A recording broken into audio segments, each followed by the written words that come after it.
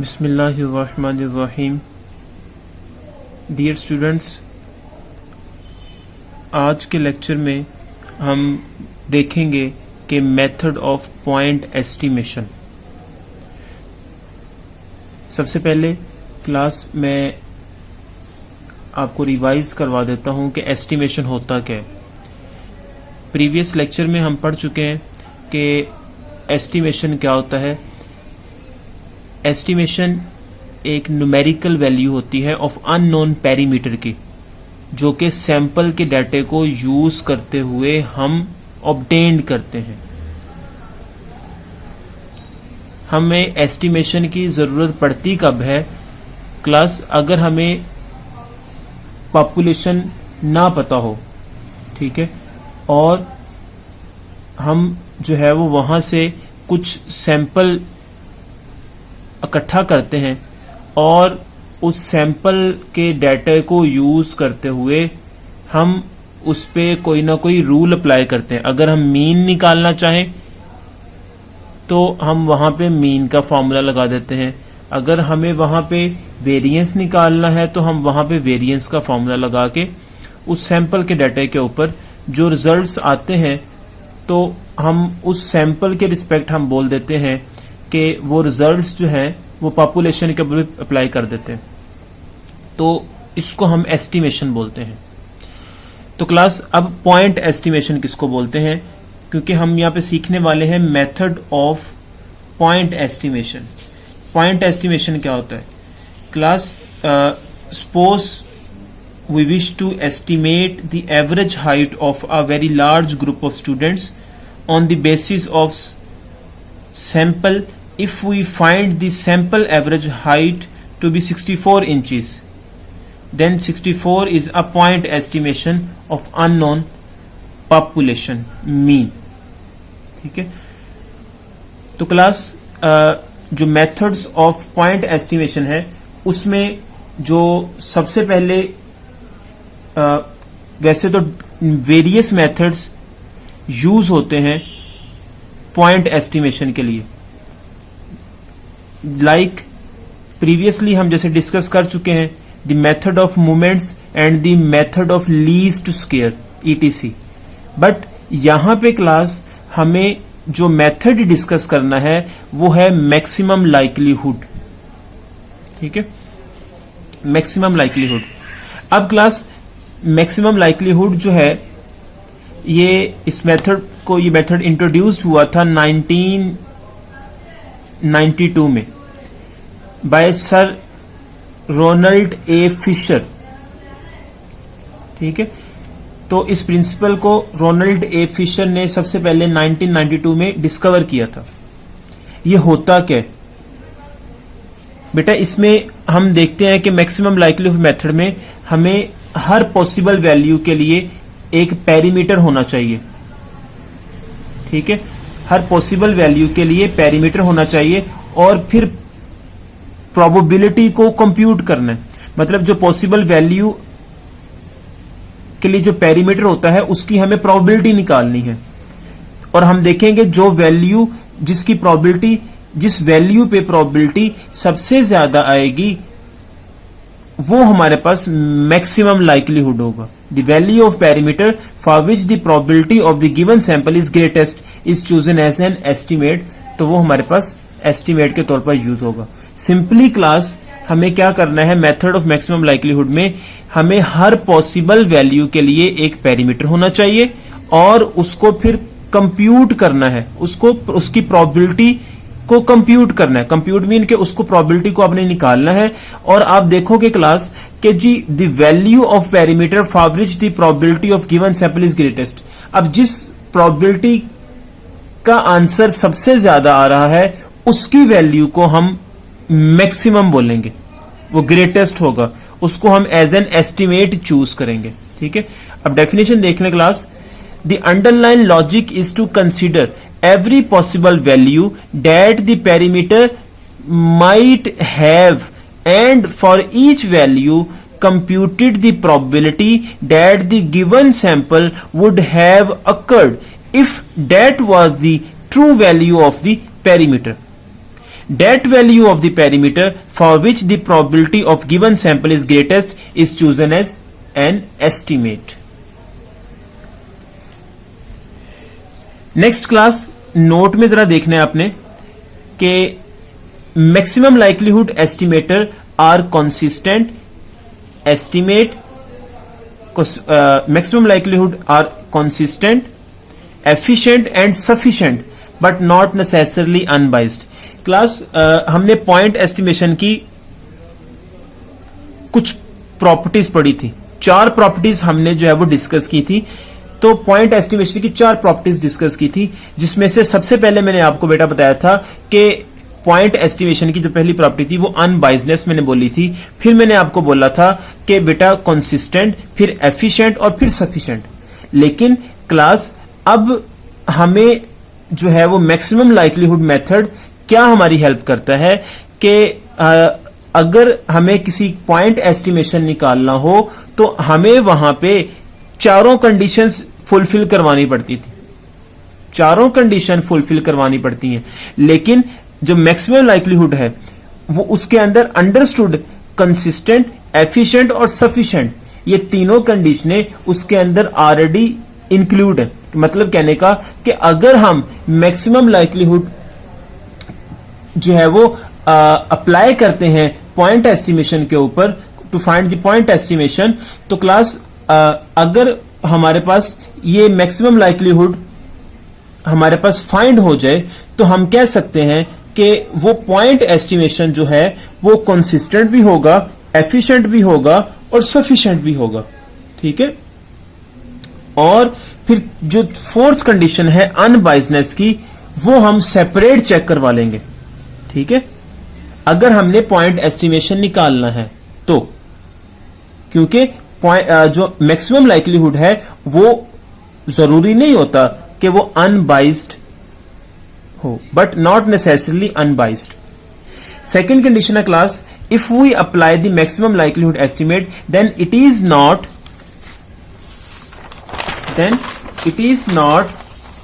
necessarily to check above 3 conditions because these 3 conditions are involved in this method.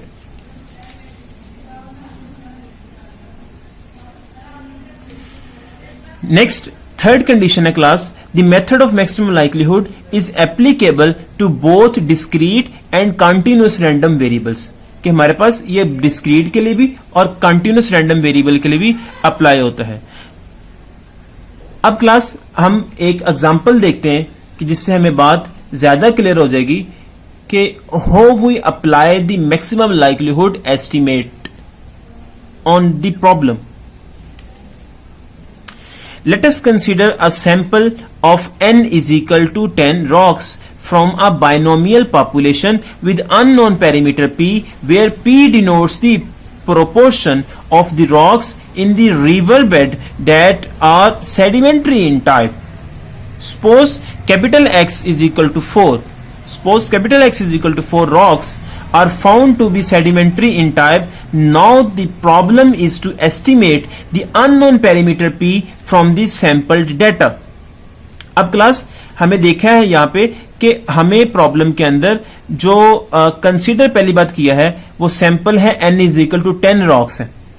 ठीक है, वो कहता है कि n is equal to 10 rocks आपने जो फ्रॉम अ बाइनोमियल पॉपुलेशन से आपने देखना है, और बाइनोमियल पॉपुलेशन में जो p पैरामीटर आता है, अब आगे हम जाके जब इसका सोल्यूशन करेंगे तो उसमें बाइनोमियल पॉपुलेशन का फॉर्मूला लिखूंगा, तो उसमें जो p होगा बेटा वो अननोन पैरामीटर होगा।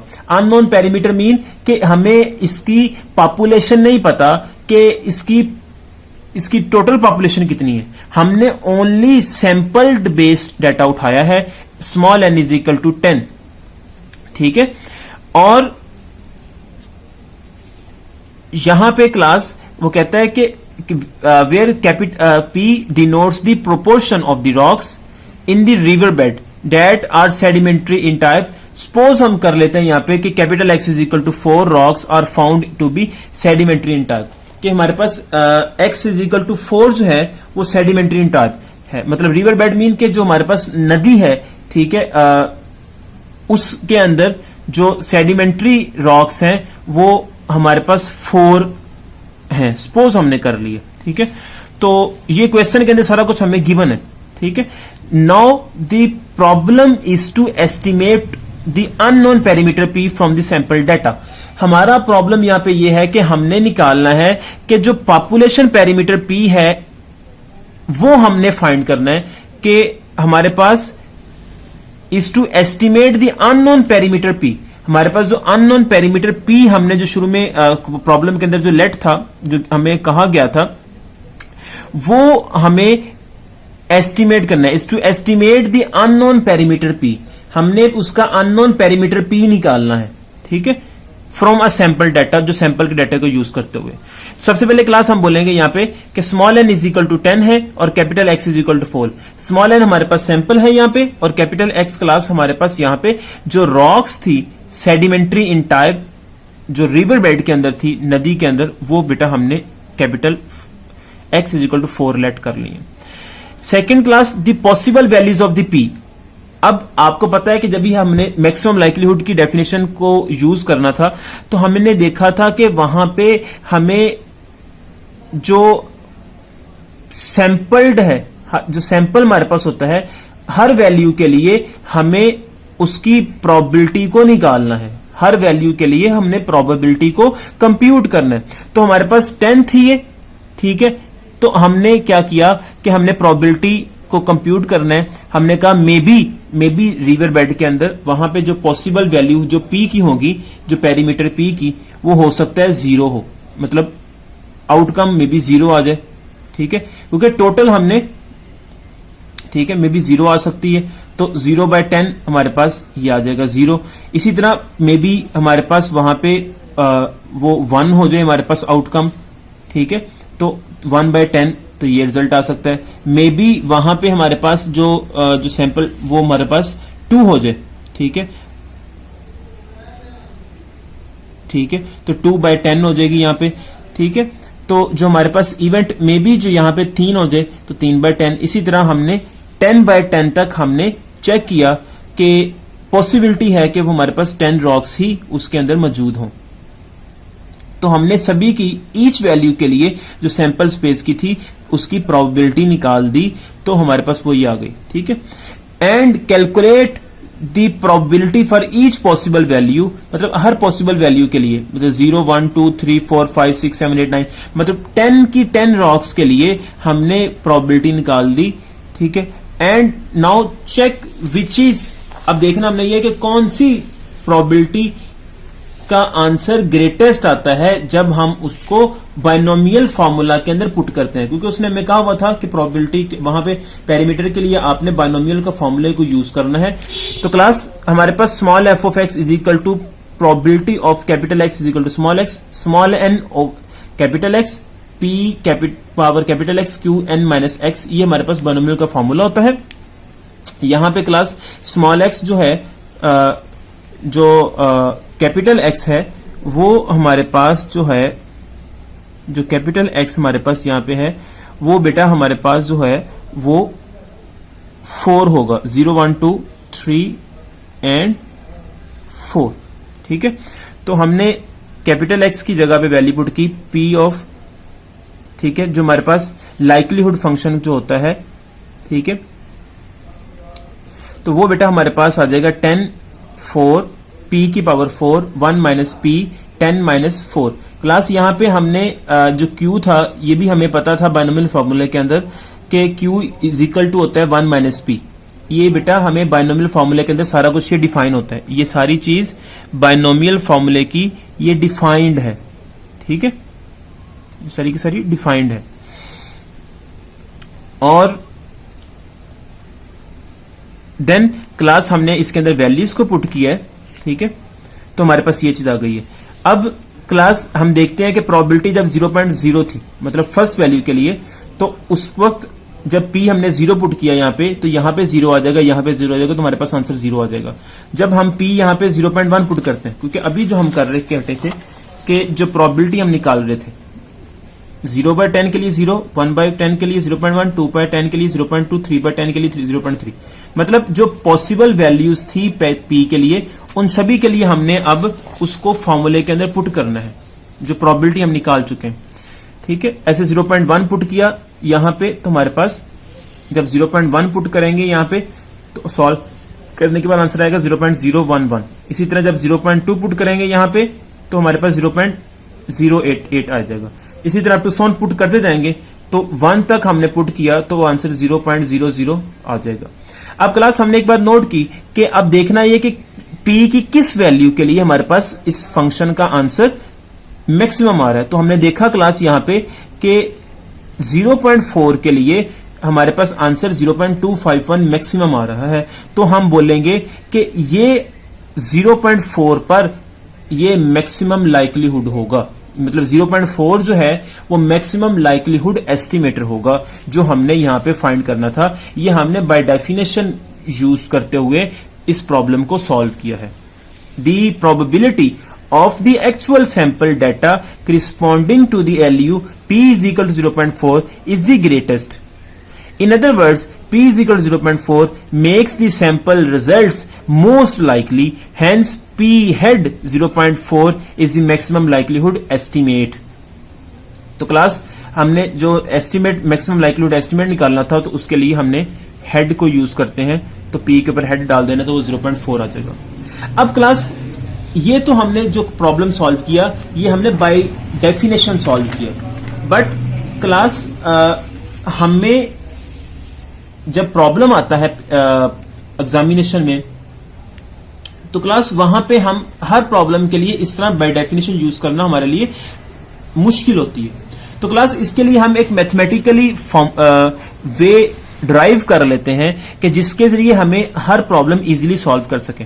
ठीक है, this above way is long, but now we will use this with mathematically. The portion of the maximum likelihood maximum value can be found equating the derivative of this. अब class ये हमने वहां पे उसी problem को हम जो है वो सॉल्व करते हैं, उसी प्रॉब्लम को हम जो है वो अब मैथमेटिकली सॉल्व करते हैं। तो वही फॉर्मूला हमने लिखा है बाइनोमियल डिस्ट्रीब्यूशन का, बाइनोमियल फॉर्मूला लिखा है हमने जो हमें कहा गया था प्रॉब्लम के अंदर, वो हमने लिखा यहां पे। तो फर्स्ट स्टेप के अंदर क्लास आपने उसका फंक्शन ही लिखना है, स्मॉल f इज 4, p। ठीक है क्लास, शायद आपको याद हो कि इसको हमने जो बोला था ये हमारे पास प्रोबेबिलिटी डिस्ट्रीब्यूशन फंक्शन बोला था हमने, जिसको हमने आगे जाके जो प्रीवियस लेक्चर में हमने वहां पे बोला था कि प्रोबेबिलिटी डिस्ट्रीब्यूशन है, तो उसको इससे डिनोट करते हैं। ठीक है, तो क्लास यहां पे x4 था सेडिमेंट्री रॉक्स, तो हमने 4 पुट किया x की जगह पे। ठीक है, और इसको हमने बाद में सिंप्लीफाई करके यहां पे 6 आ जाएगा। सेकेंड स्टेप में क्लास हमने जो हमारे पास यहां पे p मौजूद होता है, जो पेरीमीटर मौजूद होता है p, ठीक है, जो भी होगा p भी हो सकता है, यहां पे जो भी नोटेशन यूज की होगी उसी के रिस्पेक्ट क्लास हम डिफरेंशिएट करेंगे। ठीक है, तो यहां पे हमने पार्शियल डेरिवेटिव लिया उसी के रिस्पेक्ट। क्लास यहां पे एक बात मैं बोलता जाऊं कि यहां पे हम पार्शियल डेरिवेटिव ले रहे हैं। ठीक है, मैं आगे जाके ये बुक से ये जो प्रॉब्लम मैंने लिया है ये मैंने शेर मोहम्मद चौधरी पार्ट 2 जो बुक है मैथमेटिकल स्टैटिस्टिक्स, ठीक है, उसकी बुक से ये प्रॉब्लम लिया है। वहां पे वो पार्शियल यूज करता है डेरिवेटिव के लिए, लेकिन क्लास जो बुक हमारी जो डोग्रोड्स की बुक है probability and statistics 4th edition, तो क्लास उसमें वो मटेरियल डेरिवेटिव यूज करता है, वो डी यूज करता है, वो पार्शियल यूज नहीं करता। ठीक है, तो क्लास आपको ये डिफरेंस मालूम होना चाहिए कि जो पार्शियल डेरिवेटिव होता है और जो ऑर्डिनरी डेरिवेटिव होता है, इन दोनों के अंदर क्या डिफरेंस है। क्लास पार्शियल डेरिवेटिव और ऑर्डिनरी डेरिवेटिव, पार्शियल डेरिवेटिव और ऑर्डिनरी डेरिवेटिव जो होता है क्लास, इनमें जो बेसिक डिफरेंस है वो सिंपल है कि इन दोनों का आंसर सेम आता है उस वक्त कि अगर हमारे पास इंडिपेंडेंट वेरिएबल एक ही हो। जैसे फॉर एग्जांपल मैं कहता हूं y is equal to 3x plus 2, अब क्लास अगर मैं इसका डेरिवेटिव लेता हूं simply ordinary derivative differentiate with respect to X, तो क्लास इसका आंसर आ जाएगा 3। इसी तरह से अगर मैं यहां पे इसका पार्शियल डेरिवेटिव लेता हूं विद रिस्पेक्ट टू एक्स, तो फिर भी इसका आंसर 3 ही आएगा, क्योंकि बेटा याद रखिएगा कि जो ऑर्डिनरी डेरिवेटिव होता है और पार्शियल डेरिवेटिव का आंसर इक्वल उस वक्त होता है कि जब हमारे पास independent when independent variable in equation is 1। ठीक है, और आंसर डिफरेंट तब आता है जब इंडिपेंडेंट वेरिएबल एक से ज्यादा हो। ठीक है, तो क्लास अब यहां पे जो हमारा प्रॉब्लम है, जो प्रॉब्लम हम कर रहे हैं या जो हम जो है वो नेक्स्ट प्रॉब्लम करेंगे, उसमें इंडिपेंडेंट वेरिएबल एक ही मौजूद होता है। तो इसलिए वहां पे अगर आप पार्शियल डेरिवेटिव लें या फिर आप जो है वो ऑर्डिनरी डेरिवेटिव लें, तो उसमें कोई डिफरेंस नहीं होगा, क्योंकि वो इंडिपेंडेंट वेरिएबल एक ही होगा, क्योंकि आंसर दोनों का सेम ही आएगा। तो इससे बेटा आपने वरी नहीं होना। तो क्लास हमने यहां पे पार्शियल डेरिवेटिव लिया विद रिस्पेक्ट टू पी। ठीक है, ये बेटा प्रोडक्ट रूल, यहां पे देखिएगा बेटा हमारे पास प्रोडक्ट रूल लगेगा।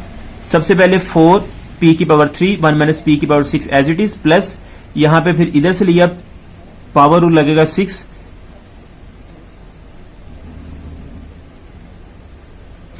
6p की power p6 into 1 minus p की पावर 5 और p की पावर 4 एज इट इज आ जाएगा हमारे पास वो चीज, और साथ जो है वो -1 आ जाएगा। सिंपली क्लास यहां पे जो है वो प्रोडक्ट रूल अप्लाई किया हमने, और देन जो है इसको सिंप्लीफाई कर लिए, और थर्ड स्टेप में क्लास हमने निकालना है फॉर मैक्सिमम वैल्यू। तो मैक्सिमम वैल्यू के लिए क्लास हम क्या करते हैं कि हमें जो फर्स्ट डेरिवेटिव होता है, पार्शियल डेरिवेटिव हो या फिर जो है वो ऑर्डिनरी डेरिवेटिव हो, उसको 0 के इक्वल रखना है। तो क्लास जब 0 के इक्वल रखेंगे तो हमारे पास ये वैल्यू आ जाएगी। अब आपको पता है कि 10 4 ये इक्वल टू 0 कभी नहीं हो सकता। ठीक है, इसी तरह फर्स्ट ये सारी के सारी सेकंड वैल्यू 0 के इक्वल आ जाएगी। यहां से बेटा हमने कॉमन लिया 2 की p की पावर 3 और 1 माइनस p की पावर 5, और देन हमारे पास रिमेनिंग ये फैक्टर आ जाएगा। अब बेटा यहां पे देखिएगा, जरा नोट कीजिएगा कि 2 not equal to 0 but 1 minus p की पावर 5 इज इक्वल टू 0। ठीक है, इसी तरह से हमारे पास जो है वो ये भी इक्वल टू 0 आ जाएगा। ठीक है, और p भी यहां पे इक्वल टू 0 रख लेंगे। तो p डायरेक्टली p की पावर 3 थी तो p इज इक्वल टू 0 आ जाएगा यहां पे, और 1 माइनस p की पावर 5 थी तो उसमें से निकाला तो p इज इक्वल टू 1 आ जाएगा। और सिमिलरली क्लास ये भी इक्वल टू 0 रखा। जब हमने इसको सिंप्लीफाई किया तो आप देखें, जब हम इसको सिंप्लीफाई करते हैं तो क्लास यहां पे हमारे पास सिंप्लीफाई करने के बाद जो रिजल्ट आता है वो p इज इक्वल टू 2/5 आ जाएगा।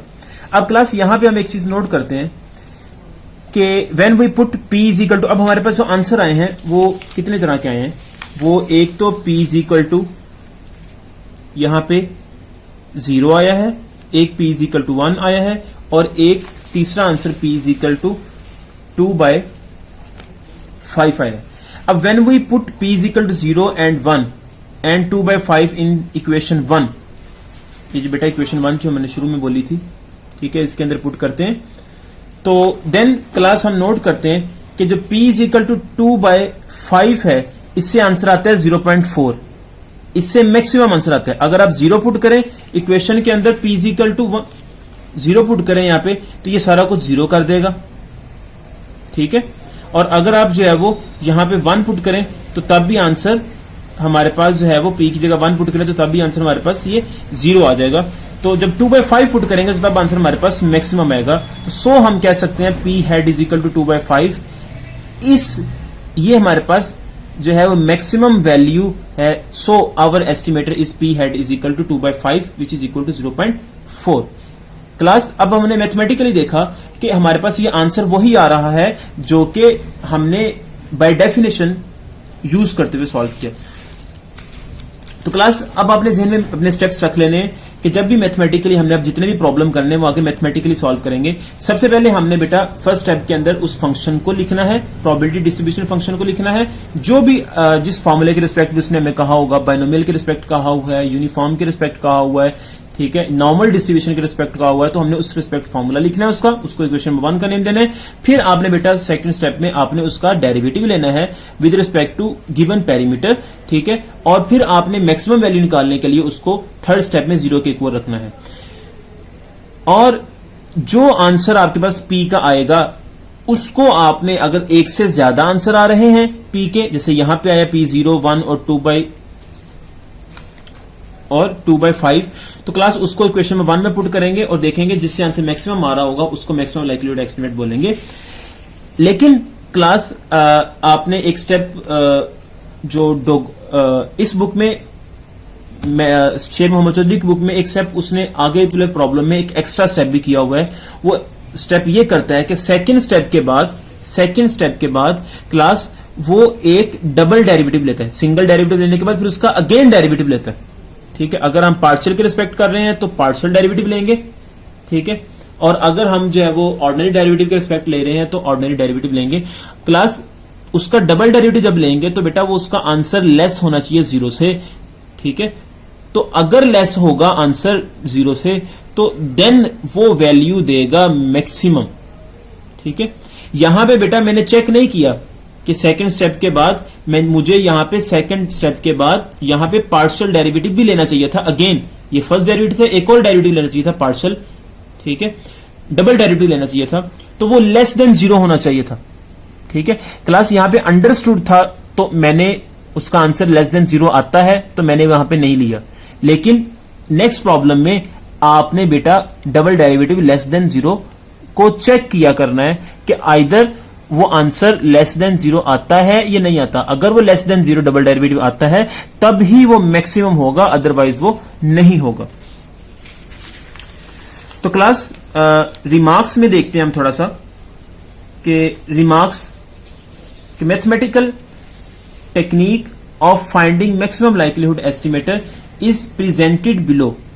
Let x1, x2 up to so on xn be random sample from a probability distribution f of x, theta. वही नोटेशन जो भी मैंने पीछे यूज की है।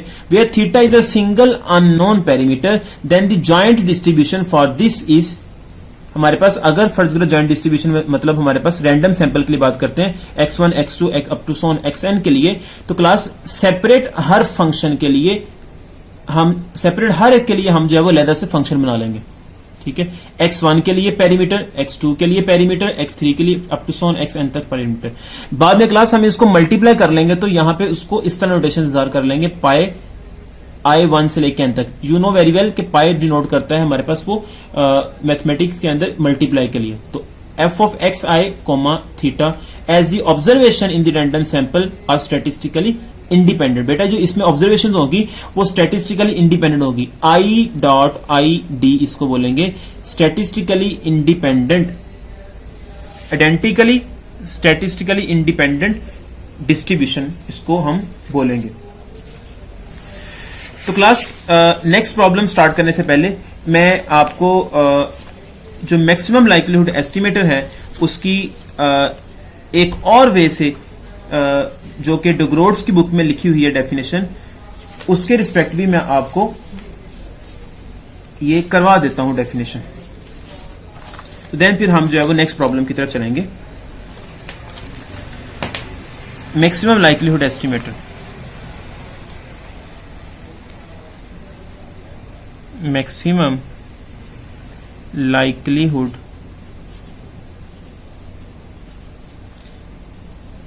Estimator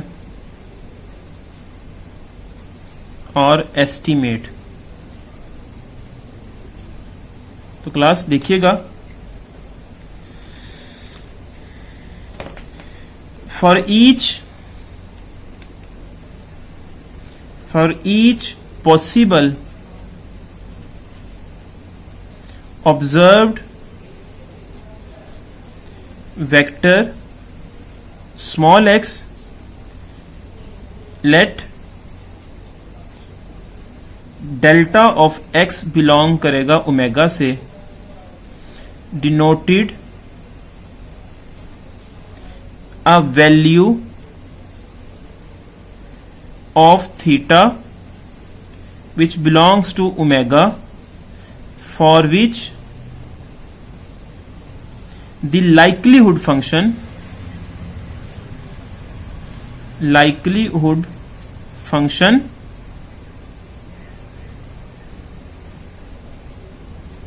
f of n x divides q is maximum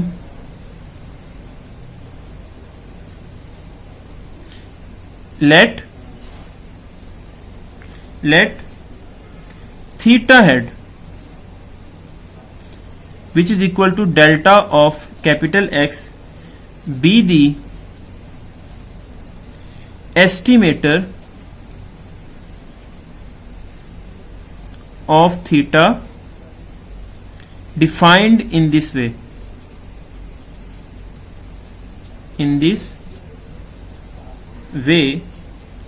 The estimator theta head is called a maximum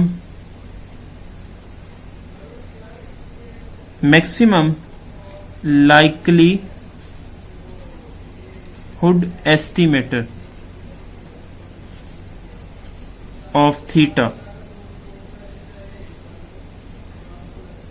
अब class यहां पे जरा नोट करना है, फॉर ईच, अब इसने जो डेफिनेशन लिखी है उसको हम कंपेयर कर लेंगे अपनी प्रीवियस डेफिनेशन जो मैंने अभी आपको करवाई थी.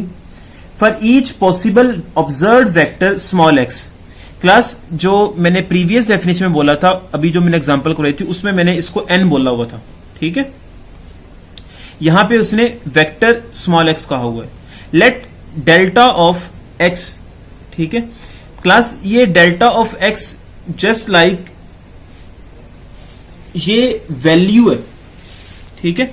किसकी बेटा, जिस तरह हम आपको शायद याद होगा मैंने आपको प्रीवियस लेक्चर में बोला था कि एस एक्स बार, ये बेटा हमने बोला था एस्टिमेटर से जो रिजल्ट निकालते हैं पॉइंट एस्टिमेटर के लिए, तो उसके लिए हम ये नोटेशंस वगैरह यूज करते थे, ठीक है.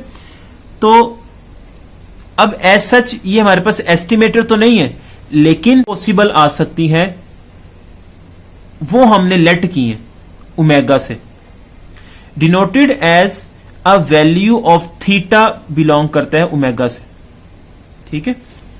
अब थीटा हमारे पास क्या है, अननोन पेरीमीटर है, for which the likelihood function F of N X divides Q is maximum. Class ये हमारे पास प्रोबेबिलिटी डिस्ट्रीब्यूशन फंक्शन है, ठीक है.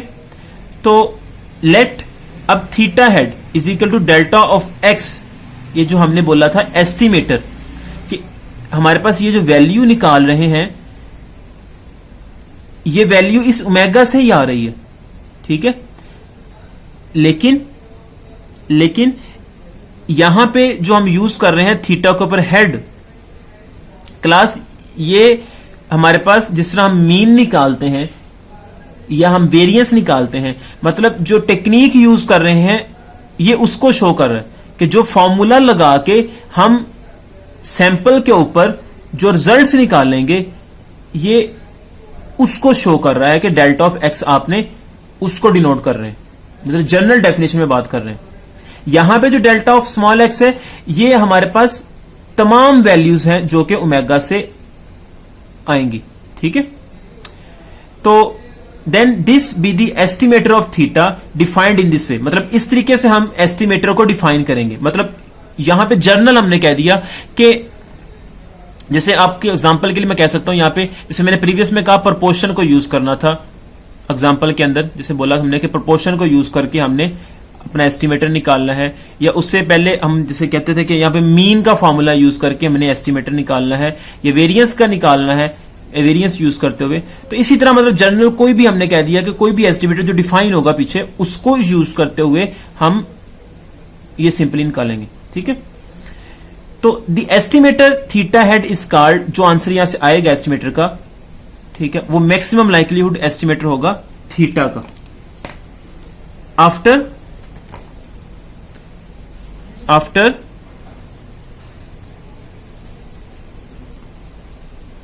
capital X is equal to small x is observed, the value of delta of small x is called a maximum likelihood estimate of theta. ठीक है class, ये हमारा आज का लेक्चर था। इंशाल्लाह नेक्स्ट लेक्चर में क्लास हम मजीद एग्जांपल्स करेंगे मैक्सिमम लाइक्लीहुड एस्टिमेटर की, डोग्रोड की बुक से भी और शेर मोहम्मद चौधरी की बुक से भी। Any question you will like to ask please in the comment section. Thank you जी, अल्लाह हाफिज।